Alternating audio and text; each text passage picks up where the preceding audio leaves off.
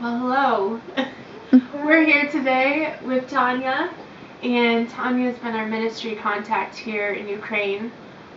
She lives here in Rivne, and it's just been such a blessing to come alongside her these past few weeks. So, Tanya, can you tell us about how God called you here to Rivne?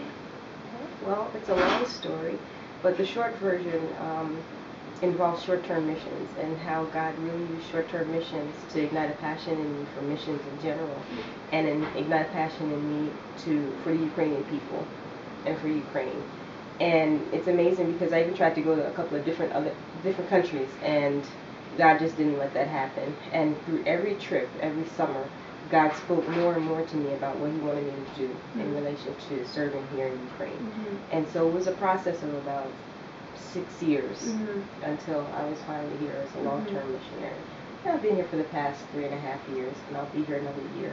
So God has really blessed me. He's given me the vision that for what He wants me to do here, with coming alongside the local church. Yeah. And where did you grow up, Tanya?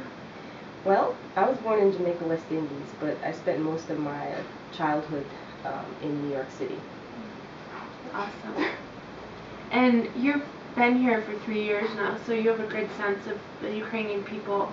Can you tell us how we can be praying for Ukraine and the people that live here?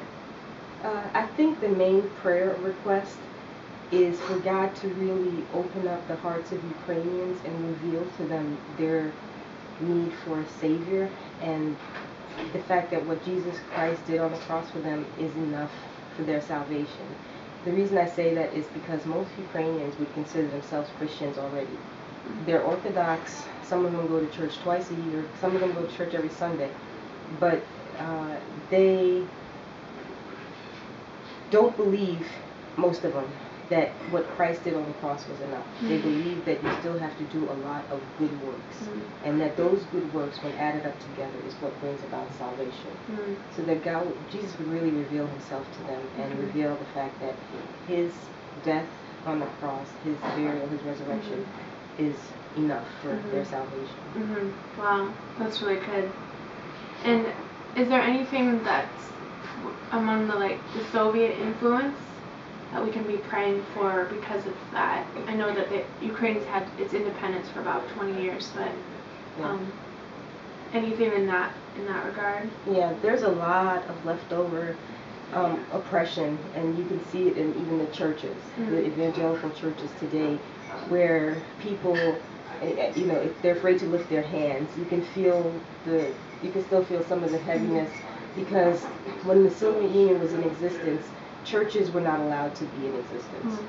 They had to be underground churches. A lot of times they had to have services in the forest. A lot of times when they had services, the police would show up with dogs or with water hoses and stuff like that. And so that oppression, I think some of the residue is still in existence, so that God would lift that oppression and people would really be able to freely worship God. Wow, that's good. And so Tanya, what's been your funniest moment being a missionary here in Ukraine? Well, I was thinking about that, and the funniest moment actually probably happened while the World Race Team was here in Ukraine. Really? Yeah, this is what happened. So we went out to hand out flyers, and we split up into 4 different teams, went in all different areas, and so when we came back together for lunch, one of the world racers had a little tear in his pants, and it was bloody, and so we wondering what was going on. And later found out that actually you and that person were handing out flyers and decided to jump over a fence, and he got stuck on the fence. So that's probably the funniest thing that's happened in a while. Yeah. Well, you can always count on World Racers for adventure. Yeah. And the funnier part was that really he thought it was nothing. Yeah. And he was going to bandage it up with a couple of Band-Aids and go about his business. Yeah. So. Yeah. Well, I guess that's what happens when you're a missionary. You never know what to expect. Yeah. But the team has really been a blessing to us. And for a while we've been praying for American team to come help us with our English school. And it's funny when you pray, you don't know how God's going to answer. Sometimes you think that He actually doesn't answer because He doesn't do it in the way that you want or in the time that you want. But you guys really are answer to prayers, and God sent you when we needed it and when we were ready for it. And that's sometimes the thing. It's like if we're not ready for it, He won't send it to us. And it was a blessing to have over 100 students come to our English camp for 5 days. That was amazing. That's amazing. Yeah, that's totally God. Cool. Awesome. Well, thank you so much, Tanya. Thank you, guys. We love you. Bye.